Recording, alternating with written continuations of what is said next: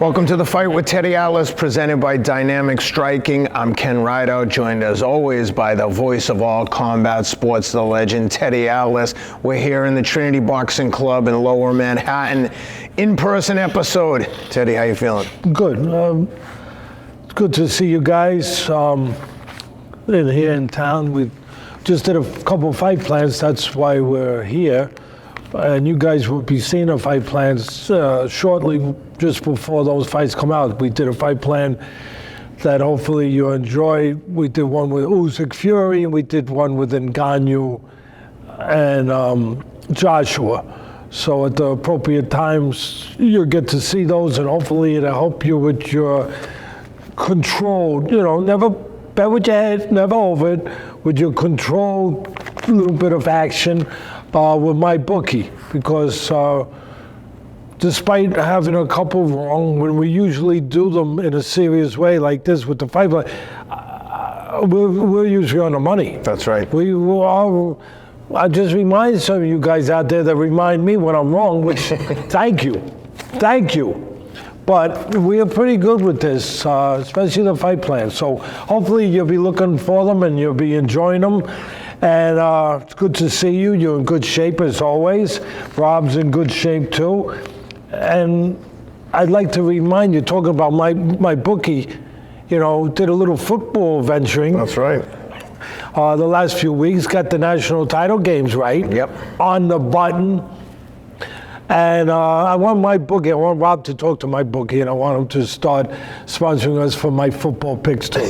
Last week, I dropped off. I was perfect up until last week. I picked 2 of the NFL games. I was 1-1. I was wrong on the one with Buffalo with Pittsburgh, taking the points. Yep. I was wrong. I said Pittsburgh, no good. And I was right on Tampa Bay. Yep. Beating Philadelphia, who was laying points on the road, because Philly just went bad at the end of the year. It's kind of like a fighter who's in a bad streak, and he's in a bad place mentally. They're in a bad place mentally. It's not physical, mentally. Like they're in a losing place. But they're also now in a tough position because they had a good team. They were on fire, and then they just, like you said, they went bad emotionally. Something happened. So now the question is, what do you do? Do you get rid of the coach? Get a psychiatrist. Yeah. No, I mean, I'm kidding, but I always talk about this business. 75% of it's mental. Well, you don't think it's that way in any of these businesses where you have that kind of pressure on you? Of course it is. Well, if you can find a psychiatrist for Philly, we better get him down to Dallas ASAP, because Dallas, 3 years in a row, 12-win seasons, one and done in the playoffs. Stephen A. Smith don't want me to, because then he can't do his, then he loses a little piece of his show. He always have something, but that's a big part of his show. When he comes on with that Stetson and the stogie, after the Cowboys lose again, after that was going to be their year. This is going to be their year. And then they go and they lose again, and then Stephen A. comes on and says, how about them Cowboys? So I don't want to take that away. He's my brother. Yeah. I don't want to take that away from him, but one thing I do want to say before we get into the UFC fights and then the women's boxing, which was a hell of a fight, from over across the pond, before we get into that, I just want to say that I kept my word to you. I kept my word that I gave to all of you, that if boxing did not investigate what happened 2 weeks ago with Tony Weeks stopping a fight early with Lawson versus Virgil Ortiz, after posting on his social media that it was because Lawson had failed a brain scan, and then another doctor passed him, or they took another test, whatever it was, but then he wound up being passed. I promised that my A-team, this is my A-team, but my A-team of legal people in boxing, and I do have an A-team, I am blessed, I really am, of legal fighters, Sullivan, Donovan, and Martinez Fraga. That's enough. That they would call that we would call for an investigation to get answers for this very suspicious and dangerous situation. And they have sent a letter to the proper authorities in Nevada's commission. And as soon as I have news, I'll report it to our constituents. And you guys are our constituents, in case you didn't know. The fans, the lifeblood of this sport. You deserve answers. You deserve to know if your sport is legitimate and honest. And most of all, the fighters need to know and need to be protected. So I want to start with that. You know, a man is nothing if he can't keep his word. Keeping our word, and we're also moving forward with a national commission, keeping our word with that too. Robert, make sure that it's posted up there in the appropriate place for people that want to sign. We still ask for your signatures, you know, to sign that petition for a national commission.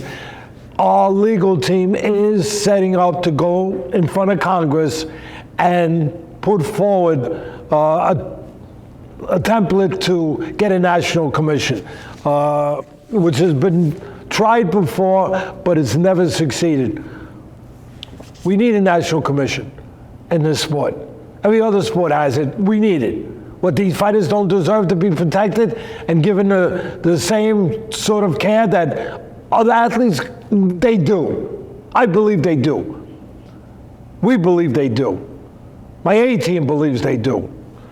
We're going to stay with that, get that national commission, but right now we're going to get answers from Nevada. And if we don't get answers, we'll go to the next step. Yep. Because they just got hit with a letter that was the right letter. It was the right letter for this situation to get answers. Yep. Let's get some answers right now about what happened in the UFC and what happened in that great women's fight across the pond. Hey, fellas, across the pond, everybody, women, men, everybody. Hope you're well, okay?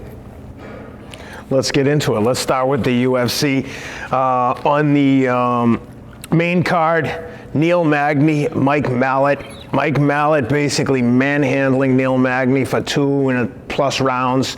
Looked to be just beating the brakes off him. Neil Magney, though, like all the UFC fighters, never quits, never stops, keeps coming. Less than a minute to go, finishes Mike Malott with strikes to the ground. Ref stops the fight. Mike Malott couldn't defend himself anymore. How'd you like it? Experience. It's all about experience. You know, you can be the most touted guy in the world, showing a great. Hey, Mallott's good. He was touted for a reason. But you could be the most touted guy in the world with all the promise. You know, that's what we call a prospect, right? All the promise. There's a reason why he's called a prospect. He's got talent. He's shown that talent. And you could have all of that. But there's something called experience that there's no getting around it.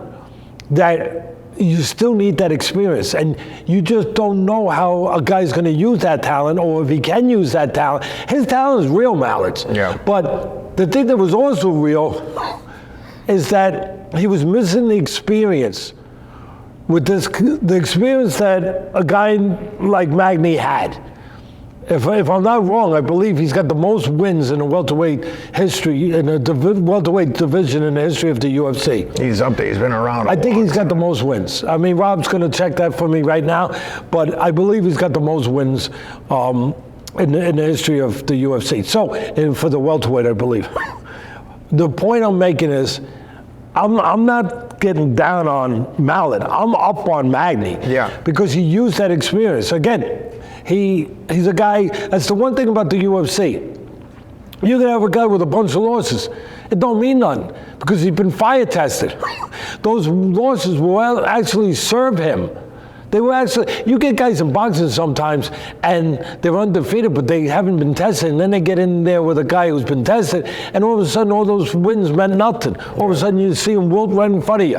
Yeah, they evaporate, like I've often said, like a puddle of water on a July day when it's 100 degrees out, and you see the puddle of water 1 minute, next minute it's evaporate. You see that guy with the undefeated record, 1 minute, next minute with the undefeated record, he's gone. and that's kind of like what happened to Malott. There's no replay. 22 wins in the welterweight division, which makes it most ever. Yeah, 22 wins. That experience. Yeah, he's got a bunch of losses too, Magney, but you said it perfect. And this is a guy, of course, he's relentless. He never quits. He never gives up on himself, and that was the thing in this fight. When he lost the first 2 rounds, a lot of guys would have just survived. Yeah. No, he kept trying to win. That's why he won. And don't forget, he's coming off the loss against Ian Gary, where he got destroyed. Yeah. So he's like coming off that loss. Now he's going to fall right into that place where he was just, surviving and going the distance. But no. He was trying to win right to that. Yeah. And again, what really conspired against Malott, it wasn't his talent, it was lack of talent. It was his lack of experience, that he'd never been in the deep end of the pool, and Magney had, and he took him there, and he did what that old saying is. He took him there and he drowned him. Yeah. He drowned him, and again, there's no replacing the experience, because the experience is answers. People say, Teddy, what do you mean exactly? How do you quantify what the experience is? Knowing versus not knowing. Where Magney knew what he could do in the deep waters. He knew that he could swim. He knew he could survive. He knew he could handle it. He knew he could find a way. He knew he'd been there before. Malott didn't know that. When he got to the deep waters, he wasn't sure if he could get to the shore. He wasn't sure if he could get through it. That's why you have to have the experience. And that's where it shows up. And again, that's what's so great about the UFC. I don't give a damn what their record is. It don't matter, because they have the answers. They know from that experience that cost them some losses, they also gain from those losses. They gain the answers that you need to have when you go into deep waters. And Malott could still be great. Now he's got a chance to get those answers. He's got a chance to get those. I gave a quick breakdown. First round, leg kicks by Malott.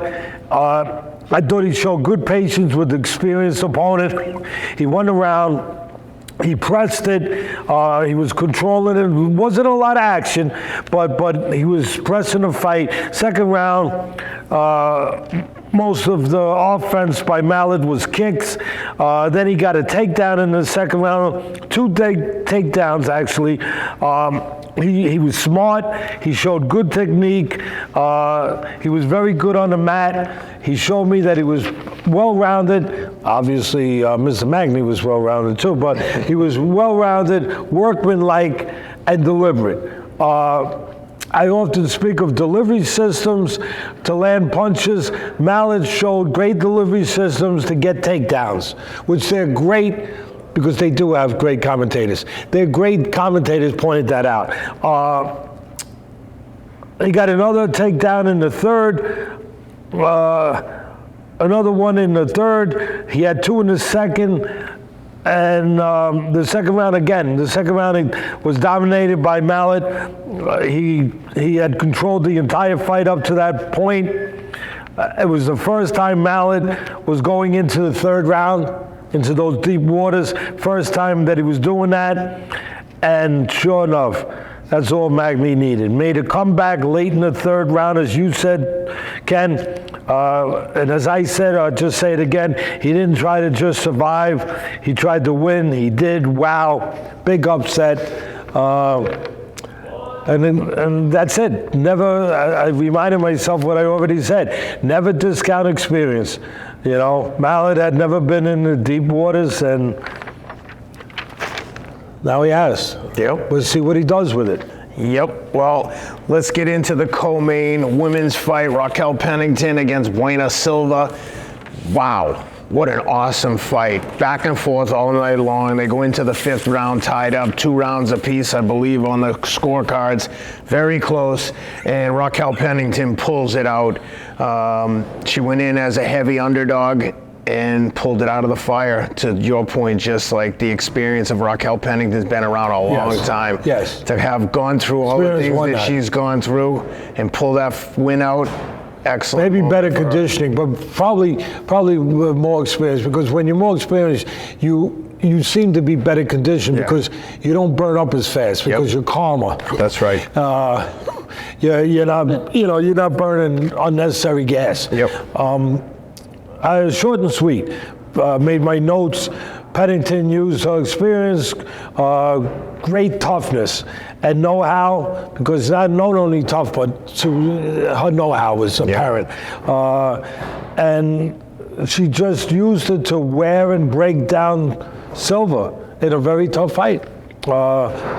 She was so tough and determined. Really impressive showing by Pennington. Yeah. Really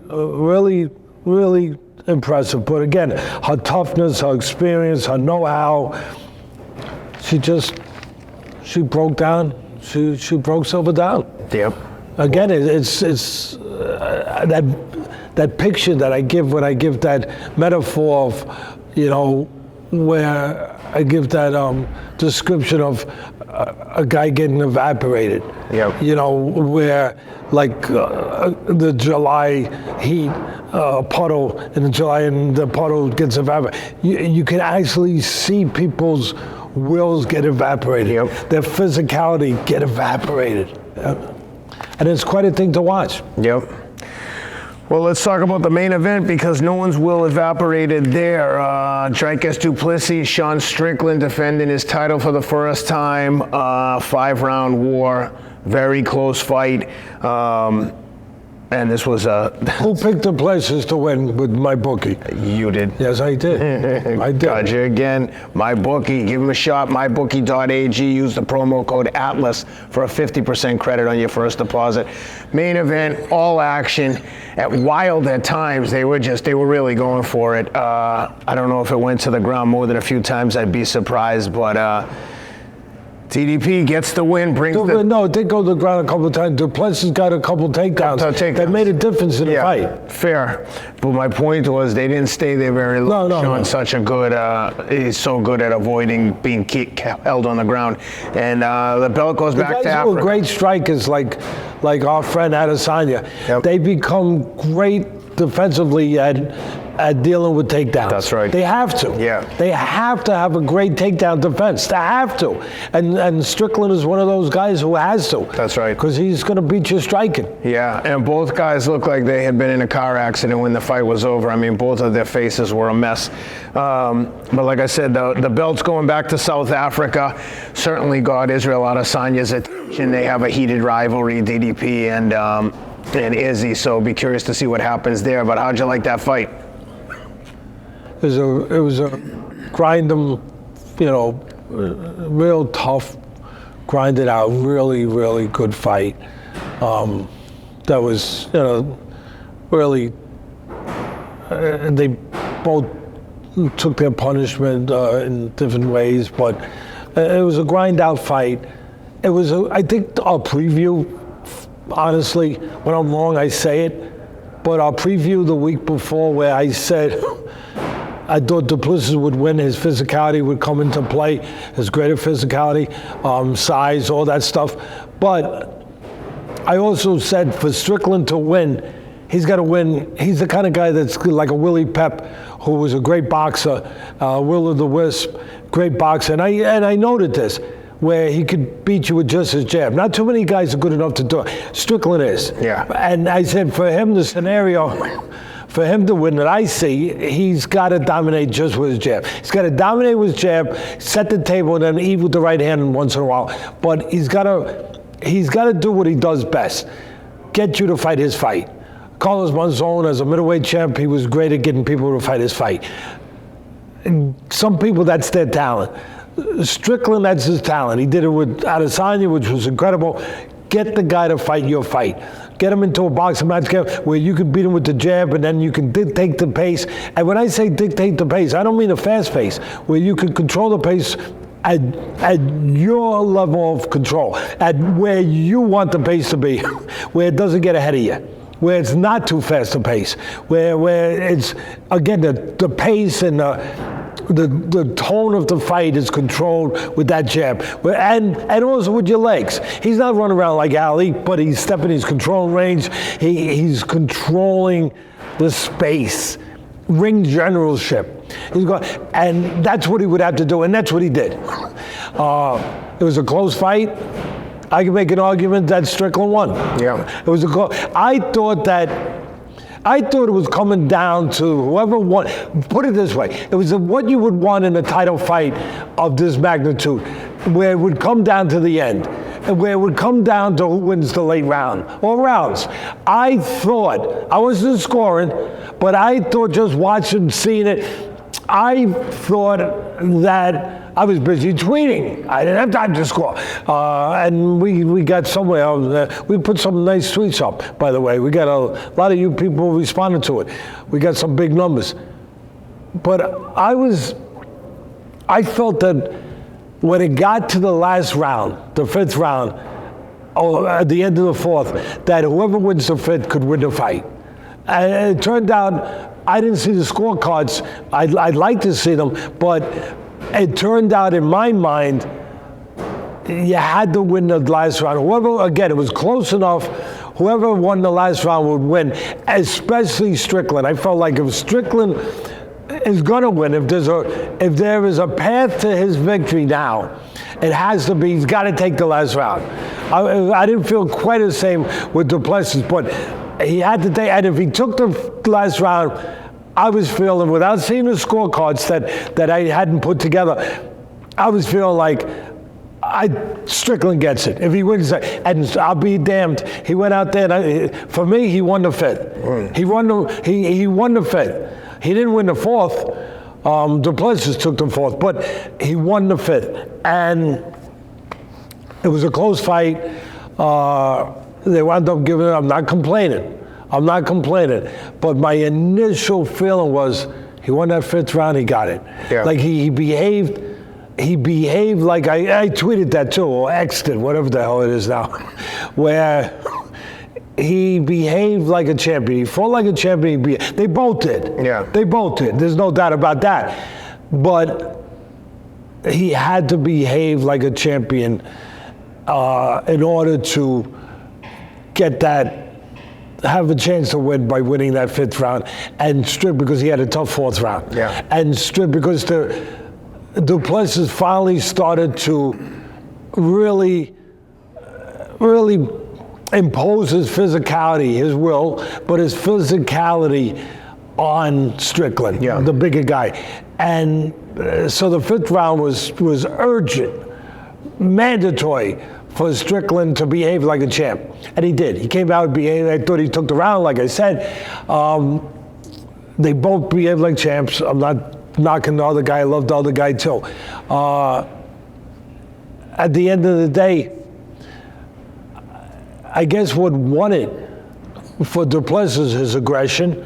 I didn't think it was always effective aggression, though. I thought he was aggressive, but I thought that Strickland was so effective with his jab, he probably could have used the right hand more, because he set the table. He should have ate a little more with the right hand. But he was so effective, and he did do it. He could have done it more maybe. But he was so effective with his jab that I didn't see the big advantage of Du Plessis being the bigger, stronger, physical guy and being aggressive, no doubt about it. But I didn't see it as being effective. Yeah. I saw the other guy as being effective boxing, jabbing. Now, I saw when Du Plessis started getting into him. I saw it. Yeah, of course. He started to be the ocean a little bit, like I talk about when I use those metaphors, where he started to be the ocean a little bit. In the fourth round, high tide was coming in. Yeah. You know, and it's hard to keep high tide from coming. It's coming. Yeah. It's coming. But to the credit of Strickland, he found a way to deal with that high tide. Yep. He found a way to kind of float with it and stem it with his jab and his attitude, his action, his behavior in that last round. It was a terrific fight. I'll look at some of my notes to remind me, but Strickland controlling the pace, first round, smart kicks and jabs by Strickland. I thought he was controlling range, which he had to do with the bigger guy, making it, again, his type of fight.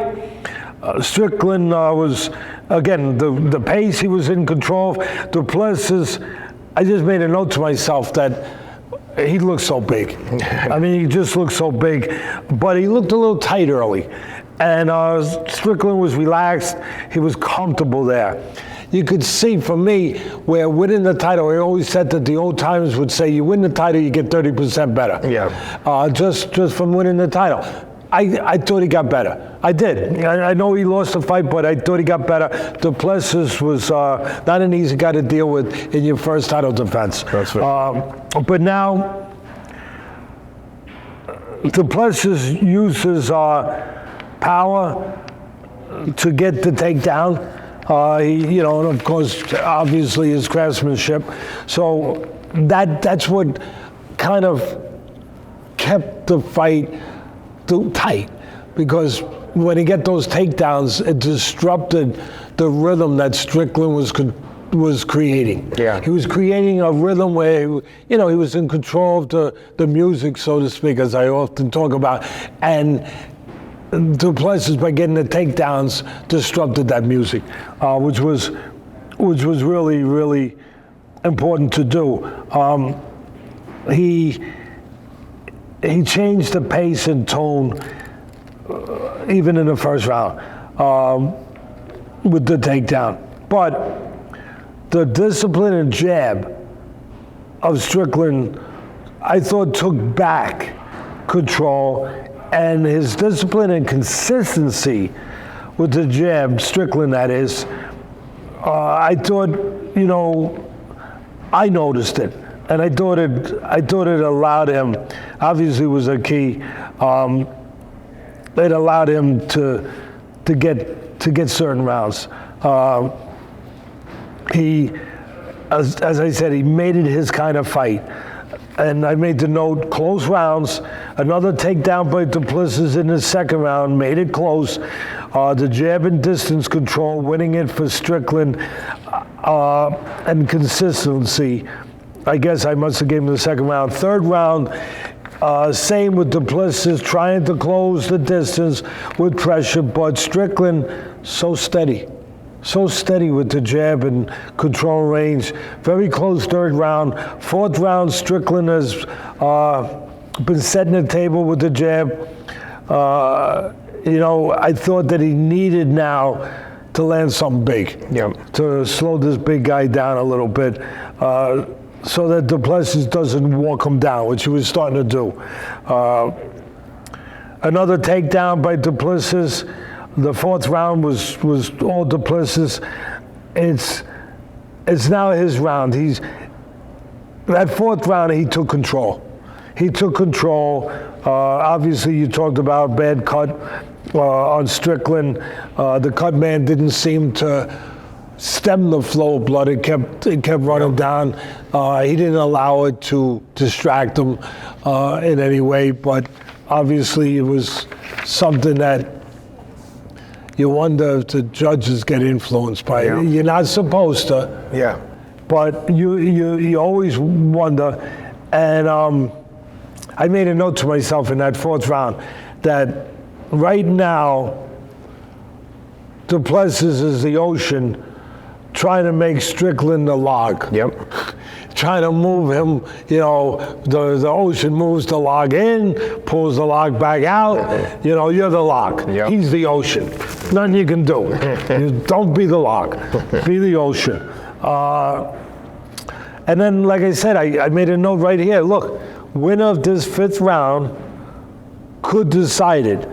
And Strickland is coming back with a good fifth round, behaving like a champion, and I believe he won that round. But again, at the end of the day, good fight. Now they got to figure out, what do they do? Do they run it back? or does Izzy get back in there now? And because he took a hiatus, and I was curious. The commentators said it too. I was thinking the same thing. He was probably watching it like this. Izzy's full of energy. Yeah. What was he thinking watching it? He's probably chomping at the bit to because he probably saw some of those. I'm sure that Izzy was probably thinking, hey, Strickland will beat Izzy, of course, great upset. If he could control him with the in the spots that he did with the striking, I'll put that right hand behind it a little more. You know what I mean? Yeah. I'm sure he was thinking that, the vulnerability. Yeah. But everyone, of course, has vulnerability. The key is, are your strengths being shown more to hide the vulnerability? Is your strengths the ones that are getting more play than the vulnerability? Yeah. And of course, Du Plessis, at the end of the day, his physical strengths, they did kind of win the moment for him. Yep. How'd you like it? I thought it was a good fight. I thought it was good. I thought it was a fair call. I could have made an argument for either guy, but I thought liked Du Plessis was getting tired a little bit, or at least the look was that he was, but he didn't run out of gas. That's right. He kept going, but the look was like he was. Yeah. And I know some people are going to be, a little bit negative on or knocking of Strickland, where they're going to say, but Teddy, how are you going to win a title fight? Because I know the mentality of the fan. I know you guys. I know you. And I'm not saying you're wrong. I'm just saying, I know you, where a lot of them are going to think, how are you going to win a title fight where you're just jabbing and moving backwards? Yeah. Well, he didn't move just backwards. He went off to the side. Please. But I know that a lot of people are probably thinking that. How are you going to win a title? Well, if your freaking jab is smashing into the other guy's face, at a high rate, and the other guy's coming but getting hit more while he's coming, that's how you can win. Yep. Look up a guy named, what was his name? I'm trying to remember his name. Ali. He was kind of successful at doing some of that stuff. I don't know, I just figure. Well, one thing I want to say is we're in New York City and it's winter. That means everyone's susceptible to cold and flu season. The best thing you can do for cold and flu season is take care of your health and immunity. You can do that by making sure your diet's on point, by taking Athletic Greens. Go to athleticgreens.com, use the promo code ATLAS to get 10 free travel packs with your first purchase. I've got my travel packets with me here in New York. I'm good for 1, sometimes 2 a day if I'm on multiple flights in a day. Special offer for our listeners, 10 free travel packs with your first purchase. Again, go to athleticgreens.com/Atlas. Athletic Greens is the all-in-one green drink made from whole food sourced ingredients. It's got all your vitamins, minerals, nutrients, probiotics, prebiotics. Athletic Greens has you covered. Give them a try, athleticgreens.com/Atlas. Let's talk boxing. Controversial decision. Thank God you took your Athletic Green. You flew all the way here, Rob too. Yep. Flew all, I know you probably ran today's already. Of course. Because you're out of your mind. 10 but miles you're dedicated, every day. and that's how you become a champion. That's how you became the marathon champion at 50 and older. But we've been here a long time, and we did the 2 fight plans, which took a lot of work. Yep. And now we're doing this. So I knew that you would be stocked up in your, because otherwise you wouldn't be ready to continue here. No. Go ahead. I took my Athletic Greens, and yes, I did run this morning 10 miles minimum every single day. Never How's that? You got to be careful with that. Do you put some cloth over your face? Because the cold air getting into your lungs, sometimes some guys get, that could be a problem with it being that cold. It's been, unless you're, of course, used to it. Yes. Yeah, it's been single digits in Nashville for the last there it is. 10 days. Tons of snow. It's been a pain in the butt, but I almost ran on the treadmill one day, and then I came to my senses and went outside and ran in the snow. You gotta do it. And but yeah, every day for several years, 10 miles minimum a day. I ran over 4,000 miles the last 2 years. Wow. It's over 11 a day average. But yeah, I never miss athletic greens. I'm serious. If you're working out and taking care of yourself, especially, you're running yourself down. That's the point of working out. Run yourself down, your body builds itself stronger. You got to make sure you're getting all your vitamins and minerals in there. No matter what your diet consists of, it's easy to miss some of the essentials. But let's talk about controversial decision over in the UK. Incredible. Good fight. Great fight. Good fight. Jonas and Mayer. Go ahead. Yep. Natasha Jonas and Mikaela Mayer went at it. What a freaking fight. Judges had it 96-95 for Jonas, 96-94 for Jonas, and 97-93 for Mayer. BS. I'm sorry. I'm not holding myself back. BS. They freaking stole this fight. Yeah, I'm saying it. They stole. Yeah, it was a close fight. It was a good fight. It was a competitive fight. I have no patience for this no more. They stole it. They robbed Mayer, who had to go to hostile territory. Second time she fought for a title. She had to move up several weight classes to get this shot. Went up weight classes to get the damn shot. So lost a bum guarder before in a close fight for the title. She wanted another title fight. This is the way she was going to get it. She had to go. Like I said, she had to go across the pond to hostile territory. She get robbed. Now listen, competitive, good fight, yes, no doubt. But people who say, oh, pretending close rounds, some of them, yeah. So it could have went either way. No. If you have competent judges, honest judges, it should have went one way, to the winner, one way. And as difficult as some people might say that a fight with close rounds is to judge, I'm going to tell you something. Coming from me, 50 years in this business, this fight was one of the easier ones to judge because the rounds were defined. There was no doubt. There was a puncher. One of them was a puncher, stronger person putting the pressure on. The other one was the boxer. You could, if you knew what you were watching and you cared about what you were watching, you could actually easily pick the win. There was a couple there. There was one round in particular, I'll look at my notes later, that was almost even. I wound up giving it to the hometown girl. I wound up giving it to Jonas. I figured the judges were going to do it anyway. But no, I did it because there was a reason beyond that to give it to her. But I never felt more sure of a scorecard than I did with this. I really can. And again, competitive fights, some obviously contested rounds, but rounds that if you know what you're doing and you want to do the right job, it actually was a kind of fight that was easy to judge. It really was. But they don't want that. They're happy, these judges, when they want to rob someone overseas like that, or wherever it happens to be. This time it was obviously in Jonas' backyard. But they want a close fight. So this way they say, oh, we were fair. We're 1 point. No, you weren't fair. I don't care if it was 1 point or 100 points. The winner is the winner. You're not fair. But it fits there. It fits there. It makes it easier to pull off the robbery. Yeah. It makes it easier. Because now they can say, oh, it was close. It could have went either way. No, you knew it was only going to go one way, the way that you were going to make it go for the promoter's fighter. You knew that from the beginning. So, yeah, it looks to people say, oh, Teddy, you can't get too mad. 1 point either way. It was a split decision. 1 point either way. No, I do get mad because it shouldn't. There was one winner. It's supposed to make you. And then I hear the other idiots that say, yeah, I want a tangent now. You hear the other idiots that say, oh, you're going to take the person's title, you got to take it by, large amount. Really? We're in football season, the Super Bowl, morons.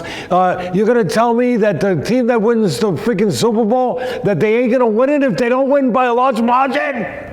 If they're playing against last year's champions, you're going to tell me they got to win by 2 touchdowns? How about if they win by a safety? I think they're still going to be Super Bowl champions.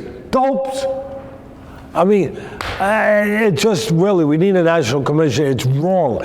I felt so bad for this Mayer because Jonas, I I think I caught her fights in London in the Olympics. Yeah. She was an Olympian, I believe she was.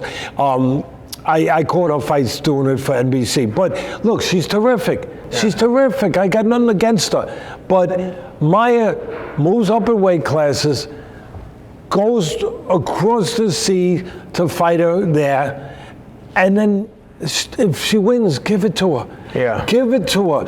And I'll tell you the kind of fight it was. It was very reminiscent of one of the greatest women fighters ever. She's still fighting, Katie Taylor. Very reminiscent of her with Serrano. Yeah. Where Serrano was the bigger puncher, the stronger force, the aggressive fighter, and Katie Taylor was counter-punching, moving, using the legs, boxing.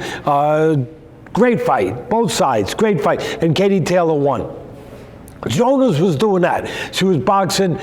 Here's the funny thing. Even though Mayer moved up in weight, she was the bigger girl. Yeah. I looked at her and I said, oh my God, she's got the skeleton, she's got the frame, she's got the size. Jonas looked like the girl that moved up. Yeah. She looked smaller. I was like, the first thing in my head, Ken, when I looked at her, that she moved up a couple weight classes, I said, how did she make weight? Yeah. Because she's big. Yeah. And she's physical, she's strong. Yeah. She was the bigger, stronger, aggressive, and the better puncher. Yeah. And again, Jonas did a great job doing what she had to do. Like Katie Taylor with Serrano, boxing, counter punching, keeping her off balance. And it always reminded me of Katie Taylor again with Cameron. In a fight when she fought Cameron, she lost. Yep. Her first loss, and Cameron was aggressive, just bigger and stronger. Yeah. And Katie Taylor boxed and everything, but at the end of the day, the bigger, stronger girl won the fight. And that's what this fight was to me. At the end of the day, it was a competitive fight. Jonas was like Katie Taylor, boxing and everything, but at the end of the day, Mayer was the bigger, stronger, and she got to where she had to get often enough to impose her size and her physical advantages. Yeah. She trapped her on the ropes a few times where she wanted to take her legs away, put combinations together. She went to the body beautifully. She used her jab pressing forward in the places when she, and again, it was a great fight. Jonas was countering, moving, but Cameron Mayer was able to get to the geography enough where she was able to impose her advantage of power on her. And there were rounds where, I won't argue, there were some rounds where Jonas was out punching her, out working her. But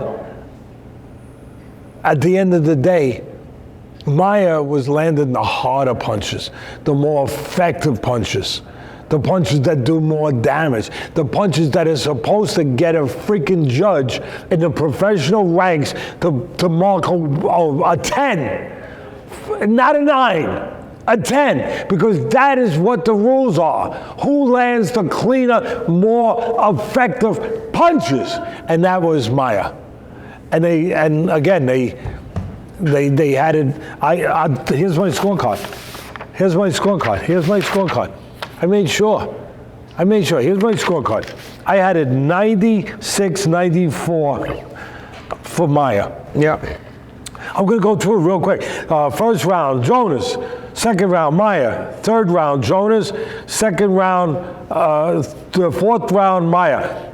Again, it's got all the trappings of a great fight. Back and forth, back and forth, back and forth. One round person wins, the other one wins the next. They don't allow separation. Yeah. It's like you in a race. Yep. You're racing a race. You ain't letting that guy get too far ahead of you because you might not see him again. Nope. Same thing. Out of sight, out of mind. Same attitude with the fight. Yep. That neither one would let the other one get too far ahead. Yep. Back and forth. Fourth round, like I said, clear. I wrote it right here. Clear winner for Mayer. Okay. Then this didn't happen. It's the only time other than the end that it happened. Nobody was winning 2 rounds in a row. Yeah. Mayer won 2 rounds in a row. She took the 4th and then she took the 5th. Again, clear. Yeah. She took the 5th. 6th round, Jonas 7th round, flip-flop back again to Mayer. 8th round, back to Jonas. And now I've made a note, it's down to the championship rounds in women's boxing, 10 rounds, 10 two-minute rounds, championship rounds. And the 10th round, Mayer definitely won it. And then it all came down to the last round, the 10th round. All came down to the 10th round because it was 85-86 on my card going into the 10th. So it comes down to the 10th round, and Mayer not only won it, she earned it. Yeah. She earned it. The only thing, of course, I had to make sure I didn't forget to say this. Back and forth, great fight. What a title fight should be.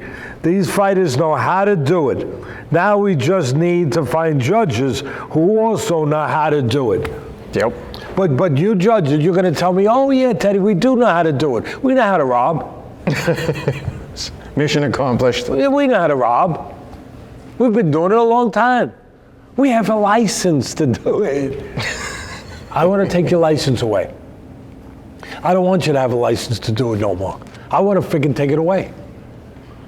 That's terrible. This girl moves up, she goes to fight for the title again, and she's got to be heartbroken again. Yep. Heartbroken. And again, I don't want to hear the crap. Oh, it was competitive, it was close. No, one person won this freaking fight. And it wasn't the one who got their hand raised. As good as Jonas is. And there you have it.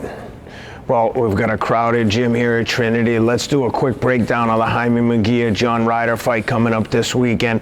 What are you looking for in this one, Teddy, and who's going to win?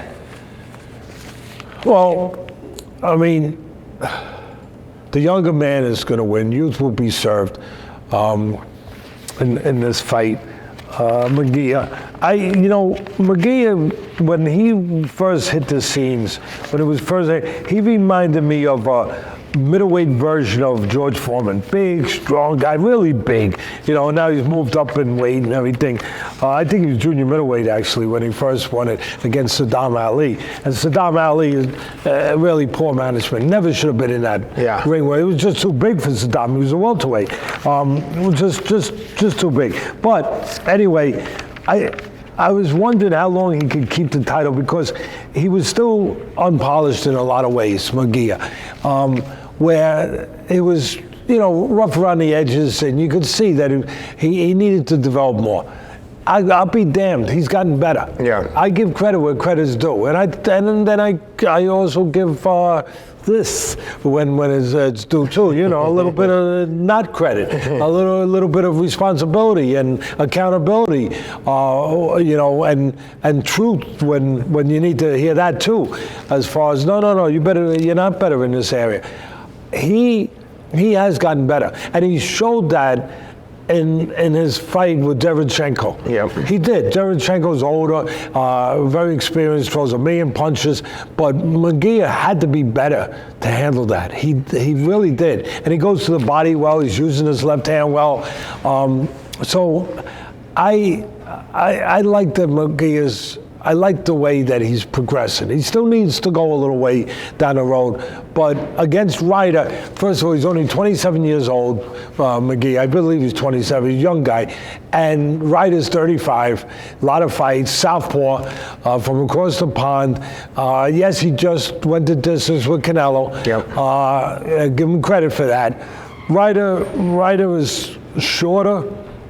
Munguia will be able to control the range. He's a big guy, long arms. Munguia will be able to do, I think, will have his druthers in two ways, and it'll be his choice. He can control it on the outside with his range, with his length, and try to catch Ryder coming in and look to set up the right hand against the southpaw.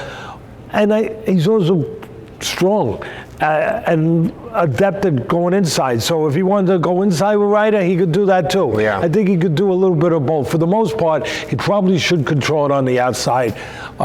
Yes, Ryder, like I said, Ryder's a tough guy. Ryder's an experienced guy. He's a real experienced guy, but he's got 6 losses. What do those 6 losses represent? For the most part, every time he stepped up. Yep. That's what. Now somebody's going to say, Teddy, you forgot Danny Jacobs' name there. He beat Danny was already.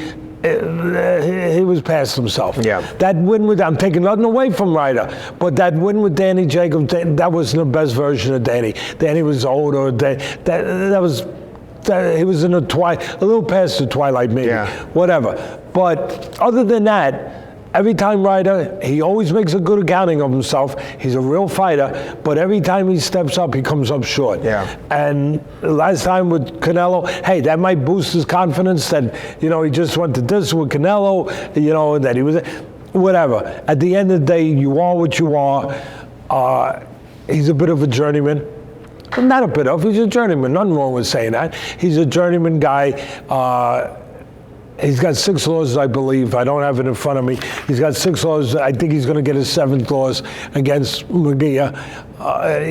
And people, promoters like putting him in because he'll give you rounds. That's right. He'll give you a full effort. He'll give you everything he's got. But at this level, I think he'll come up short. I like Munguia. And we'll be back next week to break down all the action from the Munguia-Ryder fight.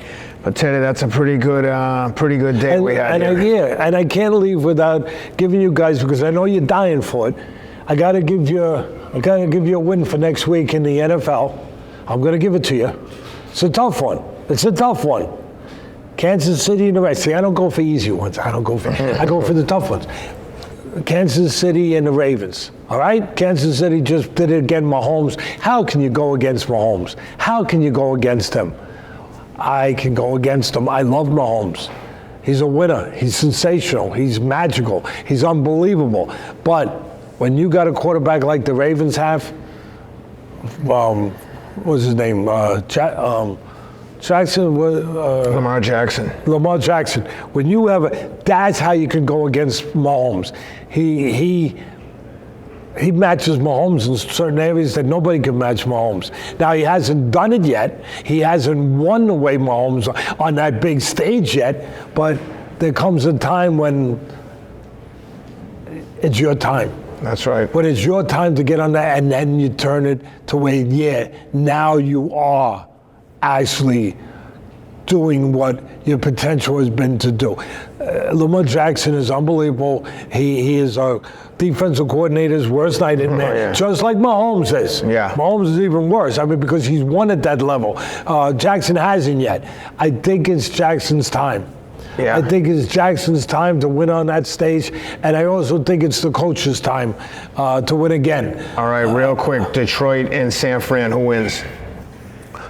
San Fran. It's going to be San Fran and the Ravens in the Super Bowl, and I'll give it to you now. The Ravens are going to win the whole thing. The whole shuska bob. There you have it. Whatever you want to call it. Ravens to take it all. Well, Teddy, thanks for doing this. It's freaking freezing here at the Trinity Boxing Club in New York. No, but it's about to warm up. With Martin Stone getting all his guys going here. The great John Duddy's going to be putting his fighters through their paces. Yeah. Thanks for being with us, guys. Please like and subscribe, and we'll be back next week to talk about all the action. Boom.